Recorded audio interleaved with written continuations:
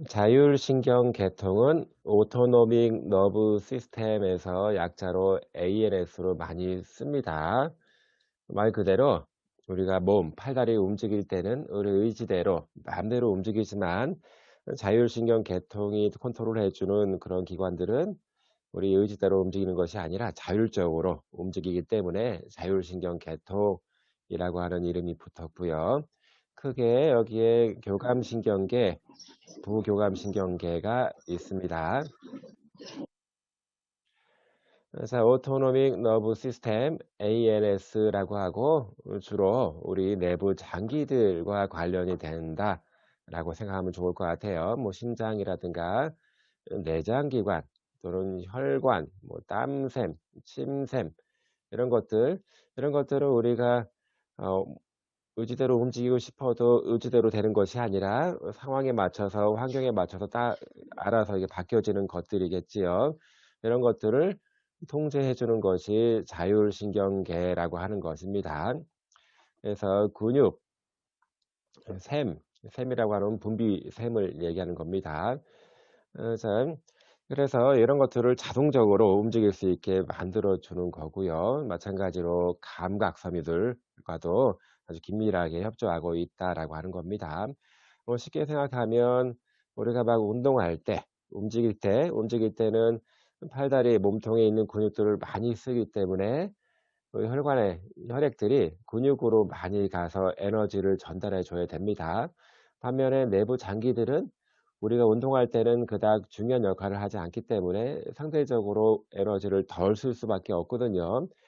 그런 거에 대한 조절을 혈관이 굵어지고 얇아지고 하면서 자율신경 계통에서 하게 되는 겁니다. 다시 말해서 에너지가 많이 필요한 근육으로 가는 혈관을 확장시켜서 혈액을 많이 가게 만들어 주는 거고요. 상대적으로 내부 장기 쪽으로 가는 그 혈관들을 축소시켜서 에너지가 덜 갈 수 있게 그렇게 이제 활동할 수 있도록 만들어 주는 게 자율신경 계통이라고 할 수 있습니다. 크게 교감신경계와 부교감신경계로 나눠집니다.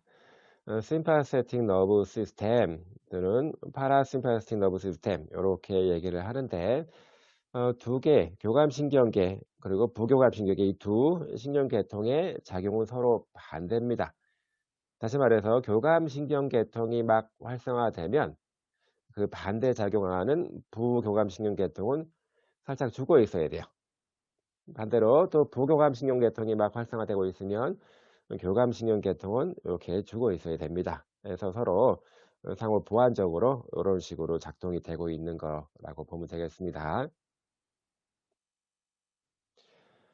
자, 이중신경 지배를 합니다. 뭐 예를 들어서 내부 장기가 교감신경계통에서 막 작동이 돼서 내부 장기를 이렇게 할 때가 있고 컨트롤할 때가 있고 반대로 부교감신경계가 작동을 해서 내부 장기들을 컨트롤할 때가 있습니다.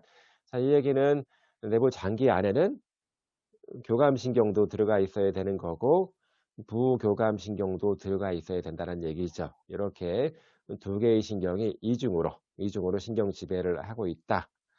자, 기본적으로 부교감신경 계통이 활성화되는 거 이거는 쉬고 있을 때 이 그림에 있는 것처럼 누워서 쉬고 있을 때 안정적으로 있을 때 부교감신경 계통이 활성화되는 거고요.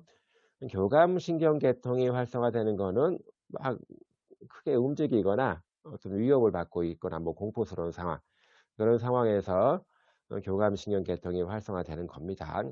다시 말해서 안정 상태에서는 부교감신경 계통이 활성화되기 때문에 부교감신경의 주요 기능은 에너지를 비축하는 거다라고 이렇게 고려하면 될 것 같고요. 반대로 교감신경이 막 활성화되는 거는 운동을 하거나 위협을 받거나 뭐 공포스러운 상황 등등이기 때문에 이런 상태에서는 에너지를 소모하는 쪽으로 작동이 되는 거지요. 그렇게 해서 교감신경 계통, 에너지 소모, 부교감신경 계통, 에너지 비축 뭐 요렇게 크게 정리를 해 놓으면 좋을 것 같습니다.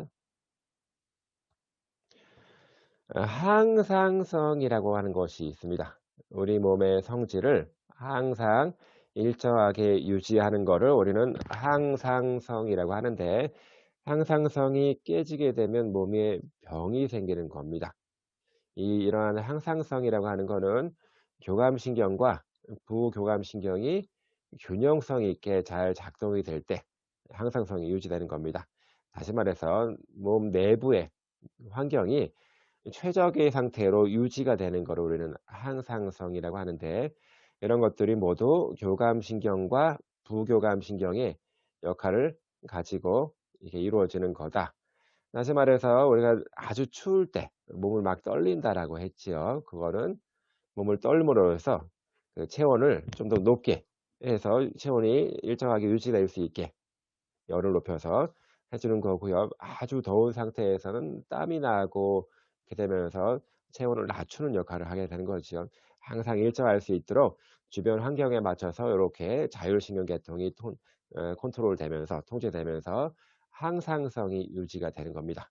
반대로 얘기하면 자율신경계통이 손상을 입게 되면 항상성이 유지가 안 되는 거고, 그러다 보면 몸에 병이 생길 수가 있는 거다라고 보면 되겠습니다.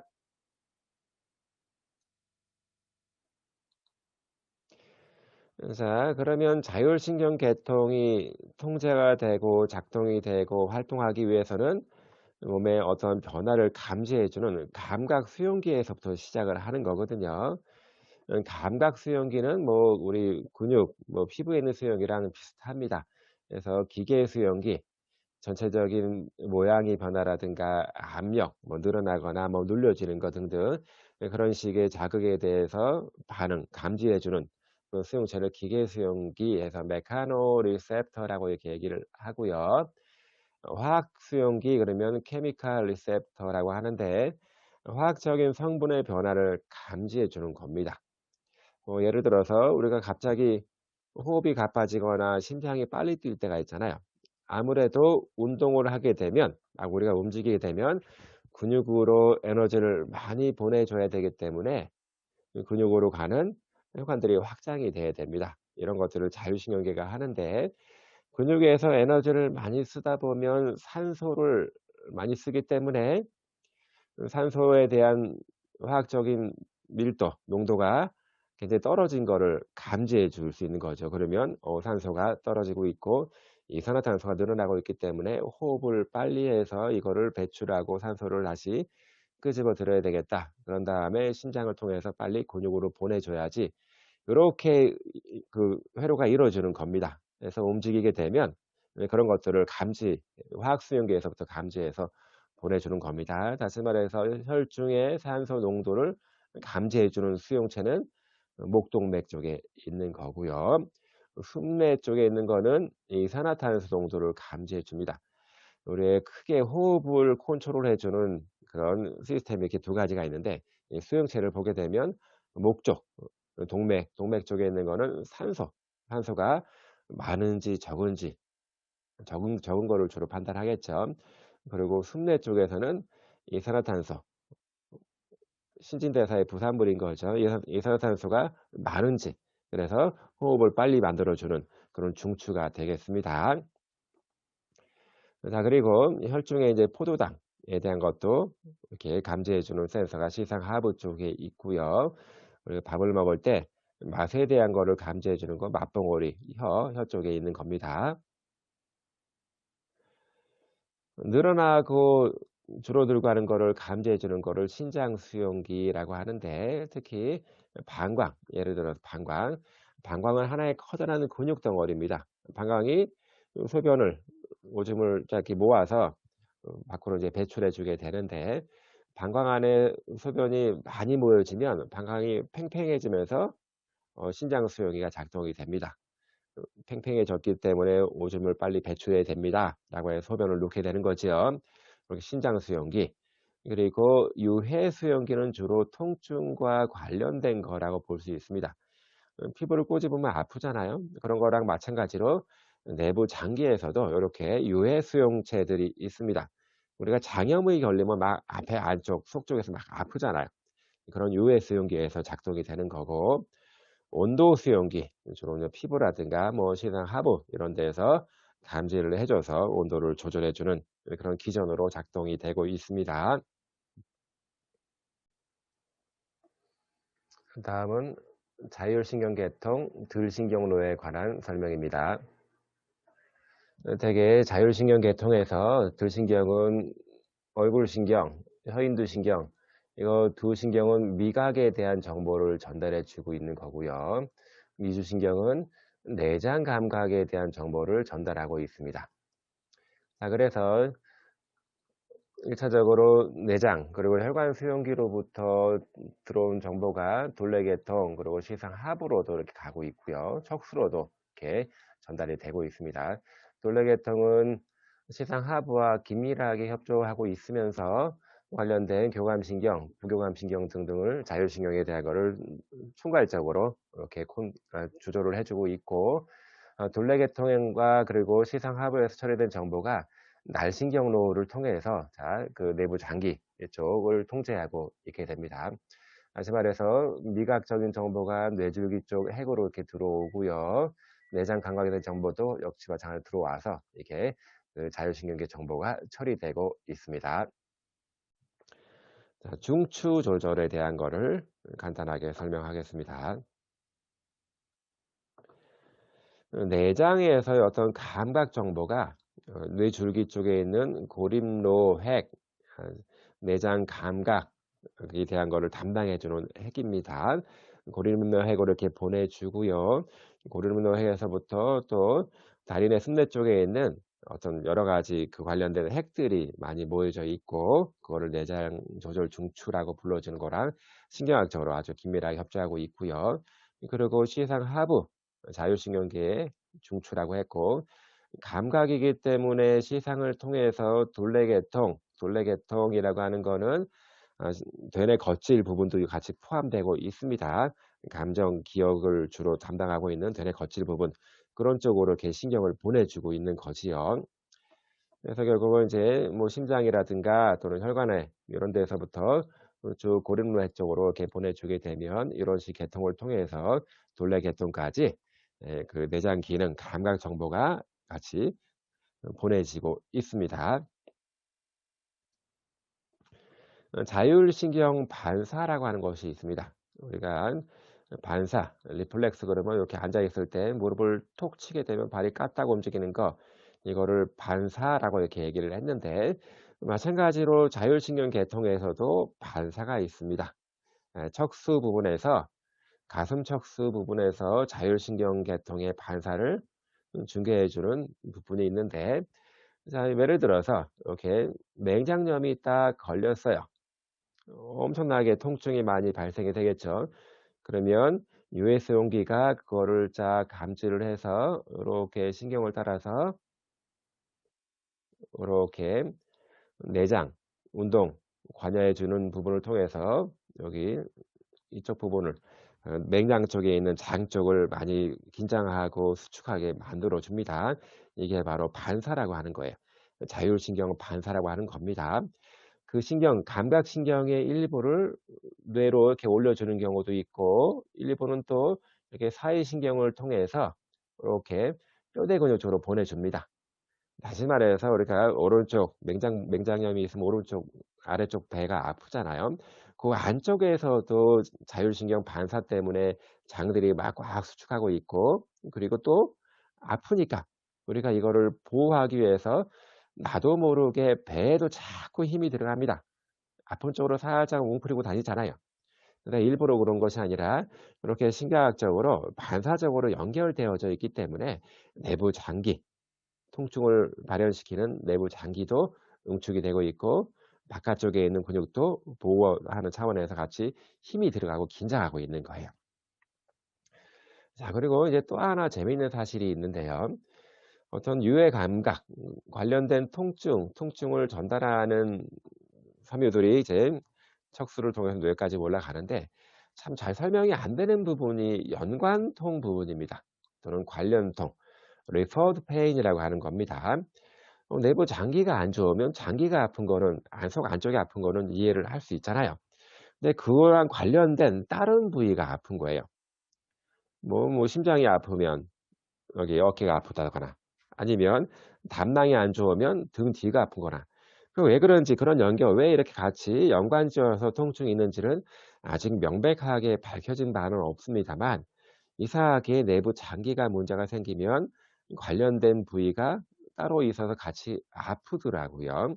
그래서 그거를 관련통, 연관통, referred pain이라고 합니다. 자, 그래서 내장에 방금 전에 리플렉스 자율신경 반사를 설명하면서 관련돼서 뼈대 근육도 긴장이 되고 경련이 일어나더라라고 하는 거를 아주 많이 볼 수 있습니다. 자, 관련통, 연관통 부위를 살펴보면 이제 이 심장이 아프면 가슴이랑 팔 쪽이 이렇게 같이 아파옵니다. 왜 그런지 아직 몰라요. 담낭이 안 좋으면 등 뒤, 여기가 막 아파오기도 하고, 그리고 어깨 쪽, 어깨 통증도 많이 생기기도 합니다. 그리고 신장이 안 좋으면 이만큼 부위가 이렇게 아픈 거지요. 자, 요렇게 다른 부위가 내부 장기랑 같이 관련돼서 아픈 거를, 통증이 있는 거를 연관통 또는 관련통, referred pain이라고 얘기를 합니다.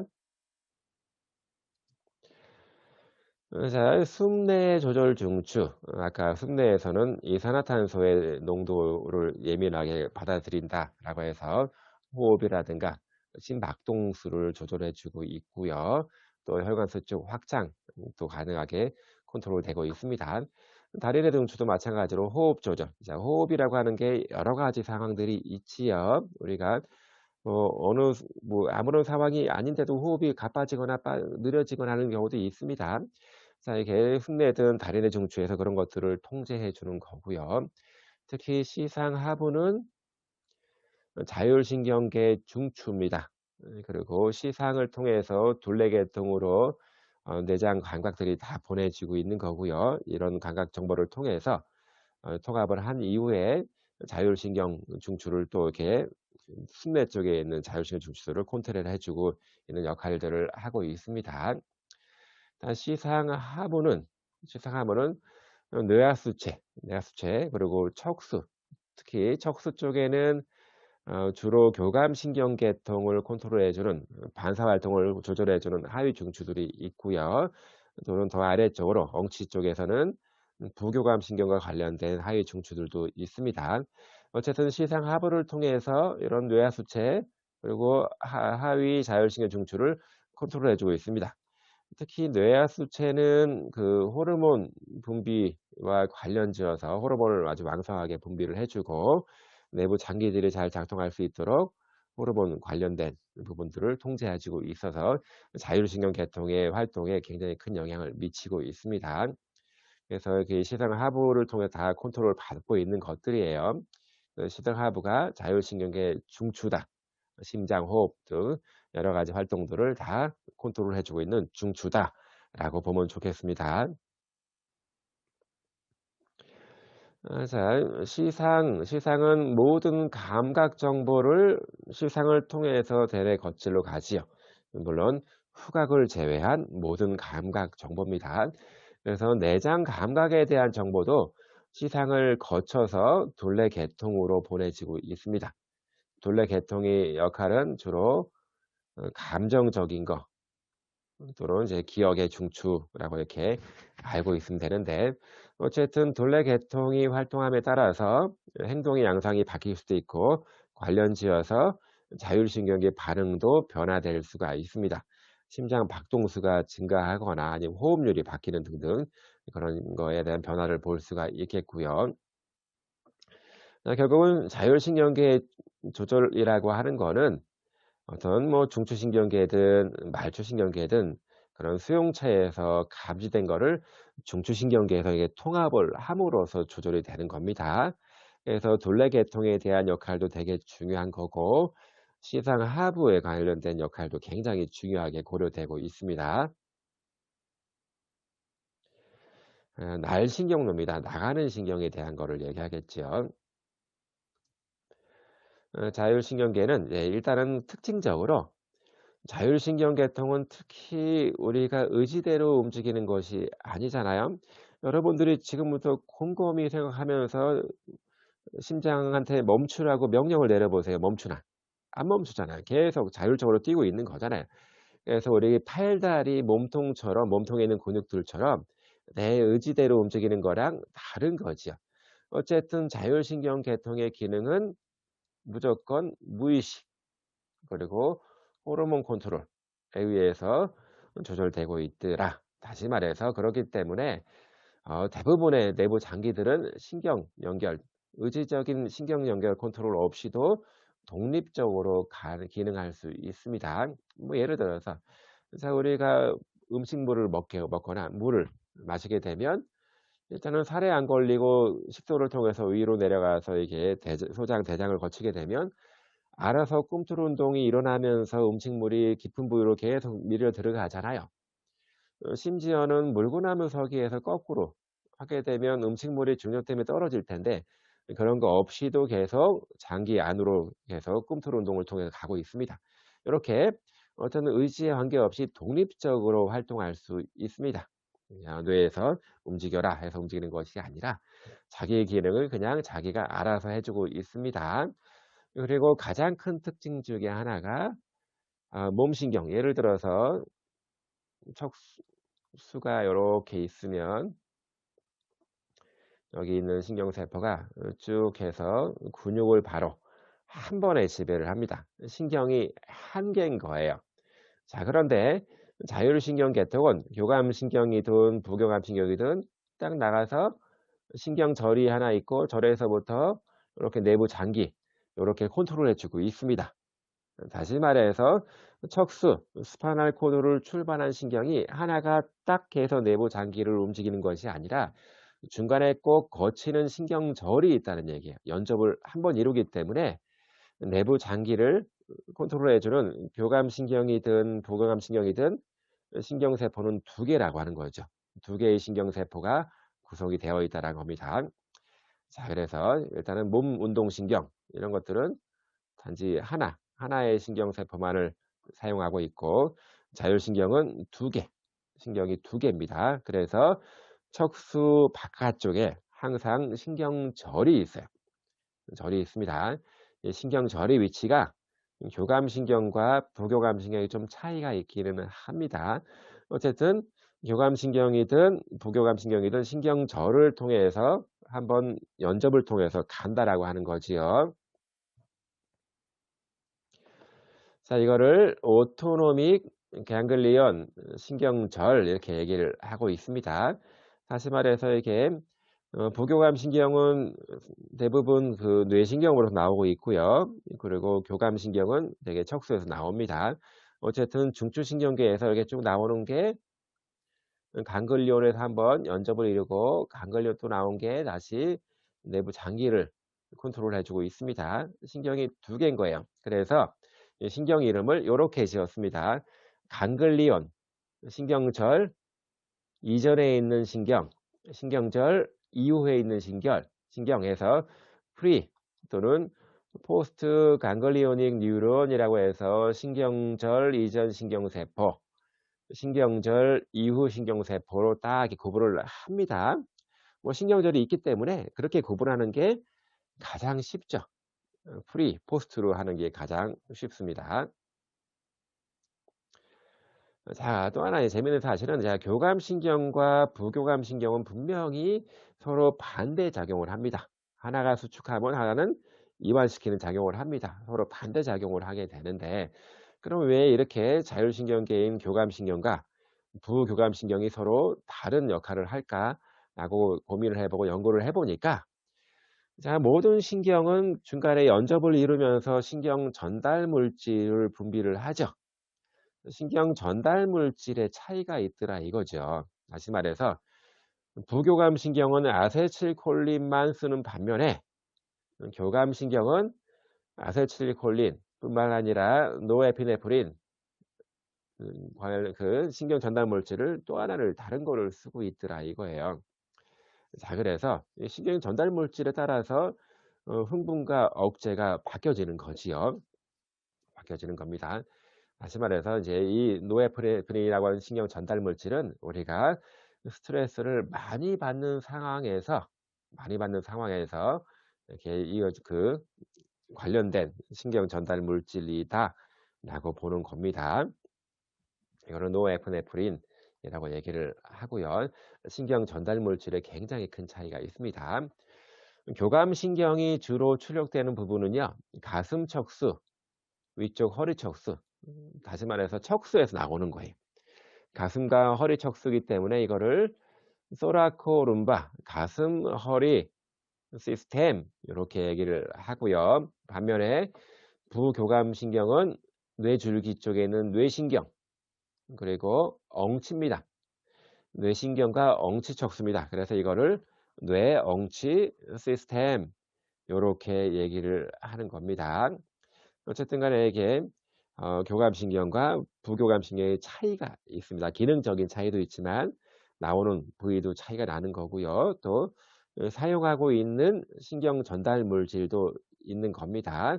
그리고 또 하나의 차이는 어쨌든 이렇게 신경절을 통해서 우리 내부 장기로 가게 되는데 부교감신경의 신경절은 내부 장기에 가깝게 있습니다. 반면에 교감신경계통, 교감신경계의 신경절은 내부 장기에서 멀리 떨어져 있다. 자, 이 얘기는 교감신경계는 신경절 이전 신경이 짧고 신경절 이후 신경이 길다란 뜻이고, 반대로 부교감신경은 신경절 이전 신경이 길고 신경절 이후 신경이 짧다라고 하는 특징이 있는 겁니다. 자, 여러분들은 교감신경과 부교감신경의 서로 차이점을 이렇게 한 서너 가지 정도로 비교할 수 있으면 좋겠습니다. 자, 교감신경 계통입니다. 교감신경 계통은 주로 가슴 쪽 척수, 허리 쪽 척수에서 이어져 있습니다. 그래서 T1에서부터 L3 척수 분절에 위치하고 있기 때문에 이거를 가슴, 허리 계통, 소라코룸바 시스템이라고 얘기를 합니다. 자, 그래서 척수를 단면을 그려보면 일반적으로 뒷불과 앞불이 있는데 가슴쪽 척수에서는 이렇게 옆불이 이렇게 위치하고 있습니다. 옆불 쪽에서 신경절 이전 세포, 즉 교감신경계통을 시작하게 되는 그런 신경세포들이 척수 가쪽불에 위치하고 있습니다. 교감신경계통은 크게 세 가지 전달 경로로 이어지고 있는데요. 첫 번째는 신경절 이전 섬유가 백색 교통 가지를 통해서 척추 주위 신경절 파라버테브럴 ganglion의 연접을 이루고 회색 계통 가지를 통해서 피부 분절, 혈관, 털새응음, 짬생 등등으로 이렇게 나가게 되는 그런 경로가 있고, 두 번째는 신경절 이전 섬유가 백색 교통 가지를 통해서 척추 앞 신경절 프리버테브럴 ganglion을 통해서 말단 내부 장기로 가는 그런 경로가 있습니다. 세 번째는 신경절 이전 섬유가 직접 부신속질의 분비세포로 통과하게 되는 그런 경로가 있습니다. 자, 실제로 이제 척수, 가슴 쪽 척수, 허리 위쪽 척수를 보게 되면 그 바깥쪽에 이렇게 척추 주변에 이렇게 강글리온이 위치하고 있습니다. 그리고 척수신경과 이어지는 것을 보면 이렇게 회색 쪽, 회색 가지가 있고 백색 가지가 이렇게 바깥쪽에는 백색 가지입니다.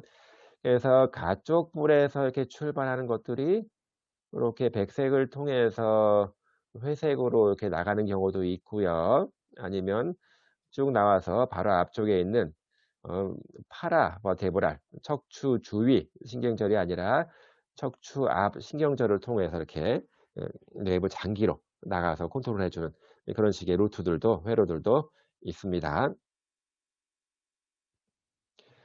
자, 기본적으로 교감신경계의 역할은 내부 장기로 최적의 혈액 공급을 유지하는 겁니다. 내부 장기로 혈액을 잘 보내주는 거가 되는 거고요. 그래서 교감신경계의 활동이 증가되면 혈관이 수축하거나 아니면 감소되면 혈관이 확장이 됩니다.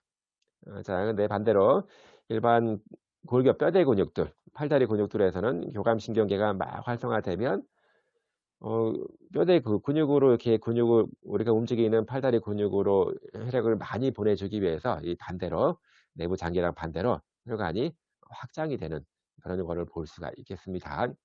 자, 교감신경계는 기본 가슴 척수와 허리 척수에서 나오기 때문에 이거를 우리는 가슴, 허리 시스템 요렇게 부르고 있습니다. 요런 특징 중에 하나가 강글리온이 요렇게 척추 주변 가깝게 위치하고 있기 때문에 강글리온 이전, 신경절 이전 섬유가 좀 짧고 신경절 이후 섬유가 좀 길다라고 하는 특징이 있습니다. 자, 교감신경계통의 그 기능을 요렇게 생각하시면 좋겠습니다. 일단은 신체 비상시나 긴장 상태, 그리고 갑작스럽게 막 운동을 하거나 공포스럽고 막 화가 날 때 이렇게 활성화된다. 다시 말해서 에너지를 소모하는 쪽으로 활성화되는 겁니다. 그래서 교감신경계통의 기능을 우리는 그냥 간단하게 파이트, 싸움이죠, 싸움. 플라이트, 날아가는 거죠. 투쟁부, 뭐 비약부 이렇게 번역을 하는데, 길거리 가다가 호랑이를 만났어요. 그러면 여러분들은 어떻게 하겠습니까? 호랑이한테 잡아먹히겠어요? 딱 두 가지죠. 살아야 되잖아요. 그래서 호랑이를 피해서 날아서 가는 것처럼 빨리 도망가거나, 두 번째는 도망가는 게 불가능하다. 그러면 싸워서 이겨야지만 호랑이한테 안 잡아먹히는 거잖아요. 이게 두 가지 옵션밖에 없잖아요. 그러니까 그럴 때 만일에 도망갈 때도 엄청 빨리 도망가기 위해서는 막 커다란 활동들이 필요하고 긴장성이 필요해서 그때 교감신경계가 활성화되는 겁니다. 또 싸울 때도 마찬가지죠. 몸이 축 늘어지고 퍼진 상태로 싸우면 100% 지잖아요.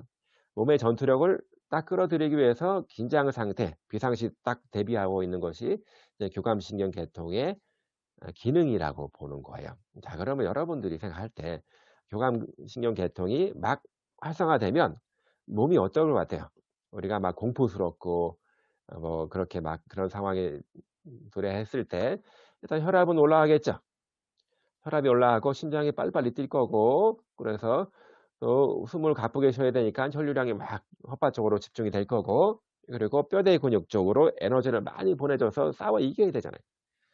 그리고 동공도 확장이 되고, 다 이것들이 우리 공포 반응이랑 관계된 것들입니다. 그때 교감신경 계통이 활성화되는 겁니다.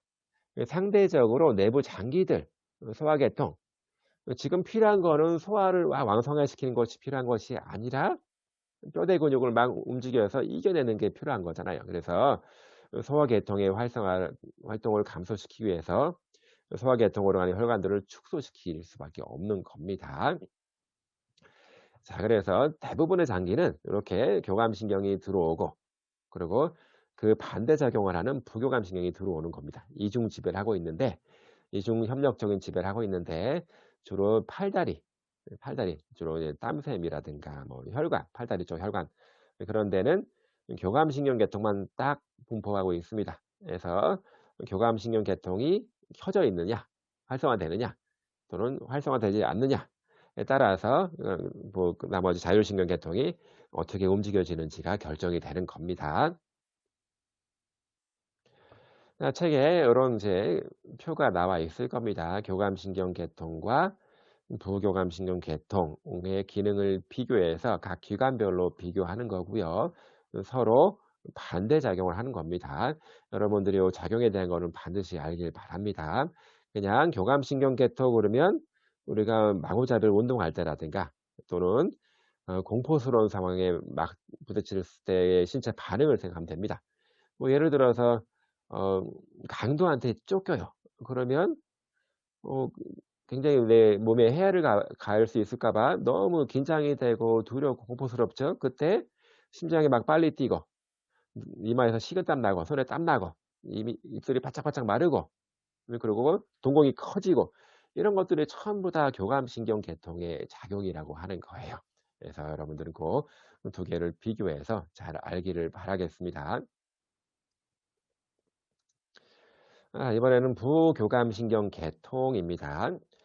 교감신경 계통이랑 다르게 부교감신경 계통은 뇌신경 3번, 7번, 9번, 10번 신경 그리고 엉치 쪽 척수에서 뇌, 엉치 시스템, 크라니오사이크랄 시스템 이렇게 얘기를 합니다. 그리고 신경절이 교감신경은 척수에 가깝게 있어서 신경절 이전 신경섬유들이 신경이 짧았고 신경절 이후 신경이 길었는데 부교감 신경에서는 그 반대로 신경절이 내부 기관, 장기들 가깝게 있습니다. 그래서 신경절 이전 섬유가 크고 신경절 이후 신경이 짧은 거예요. 그리고 부교감 신경의 대부분은 10번 뇌신경 미주신경입니다. 미주신경. 미주신경을 통해서 내부 장기들의 움직임이 대부분 컨트롤되고 있습니다. 그 교감신경이랑 많이 다르게 기능이 에너지 보존과 비축이다라고 정리를 하면 좋겠어요. 자, 그래서 일단 우리가 잠들어 있을 때 심장이 막 빨리 뛰지 않죠. 잠들어 있을 때 심장이 빨리 뛰는 건 심장에 병이 있는 거예요. 그래서 천천히 느릿느릿하게 해서 에너지를 많이 소모하지 않고 비축하는 쪽으로 이렇게 하고, 호흡계통에서도 이렇게 여러 가지 분비물에 대한 거를 배출할 수 있도록 준비를 해 주는 것들이 있고, 자, 그리고 팔다리 쪽이랑 다르게 소화계통에 있는 내부 장기 근육들이 꿈틀 운동 이런 것들이 막 촉진되는 겁니다. 그래서 부교감신경 계통이 활성화되면 교감신경이랑 반대작용이 요렇게 일어나고 있는 겁니다. 자, 임상적인 관련성이라고 하는 거는 임상에서 그렇다라고 하면, 임상에서 여기에 여러 가지 문제가 생기면 어떻게, 어떤 증상들이 나타나고 어떻게 처치를 해야 되는지에 관련된 것들을 설명하는 겁니다. 자, 말초신경 손상 때문에 교감신경, 부교감신경 관련된 것들이 지금 문제가 생겼어요. 그러면 뭐 그 내부 장기의 기능뿐만 아니라 혈관 조절, 뭐 체온 조절, 뭐 땀 분비 그런 것들에 장애가 생기는 거지요.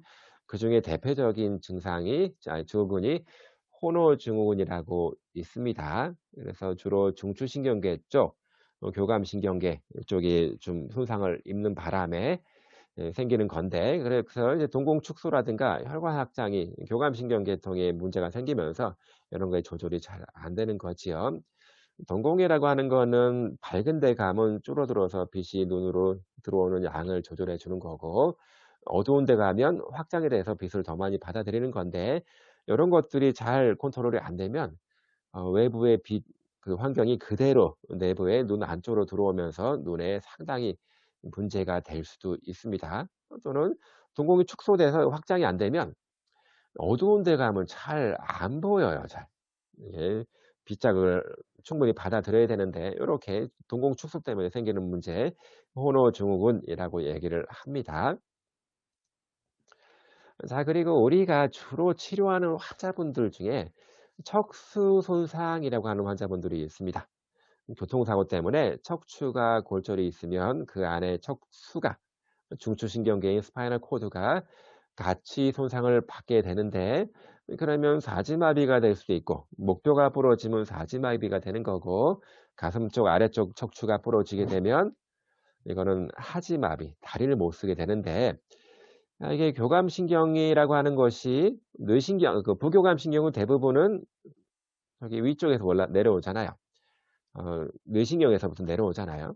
그 미주신경 내려오는데, 부교감신경을 컨트롤해 주는 반사중추들은 대부분 가슴 쪽, 허리 쪽 척수에 있습니다. 그래서 가슴 쪽 척수가 중간 위쪽에서 망가지면 교감신경계의 컨트롤이 안 되는 겁니다. 그래서 예를 들어서 우리가 가만히 누워 있다가 딱 서게 되면 가끔 머리로 혈액을 빨리 보내주지 못해서 눈 시야가 까매지거나 막 어지럽고 그런 걸 가끔 느끼잖아요. 그런 것처럼 어 빨리빨리 이제 머리로 혈액을 보내주고 다른 쪽을 약간 혈관을 축소시키면서 덜 보내주고 해야 되는데, 그렇게 자율신경계가, 교감신경계가 컨트롤 해 줘야 되는데, 가슴 쪽 척수, 가슴 척수 위쪽에 손상을 받게 되면 교감신경계의 컨트롤이 안 됩니다. 단지 리플렉스 컨트롤밖에 안 돼요. 반사작용밖에 안 됩니다. 그래서 우리가 갑자기 일어나거나 그렇게 되면 상당히 어지럼증을 많이 느끼고 토하고 구토를 하게 되는 경우도 있습니다. 다시 말해서 완전하게 가슴 쪽 척수 위쪽이 망가지게 되면 혈압 조절이 잘 안 되고요. 체온 조절에 문제가 생깁니다. 그리고 성기능 장애라고 하는 거는 주로 부교감신경에 의해서 컨트롤 되는데 엉치 쪽에서 컨트롤 되는 거 있는 겁니다. 그래서 마찬가지로 이렇게 척수 손상이 발생이 되면 뭐 요렇게 교감신경 계통의 문제도 발생될 수가 있고 또 내부 골반 안쪽에 있는 내부 장기들을 컨트롤해 주는 문제도 생길 수가 있습니다. 임상에서 굉장히 많이 보게 되는 그런 증상들입니다. 그래서 동공 축소라든가 동공 컨트롤이라든가 뭐 침분비, 내부 장기들 조절에 상당히 문제가 생기고요. 또 몸의 항상성이라고 하는 거, 항상 일정한 성질을 유지해 주는 항상성이라고 하는 것이 깨지면서 다른 문제들이 다른 병들이 또 같이 일어나게 되고요. 또 식욕부진서부터 해서 땀, 과다, 저하증, 또 이게 또 장기화되면 정서 장애까지도 같이 문제가 일으켜집니다.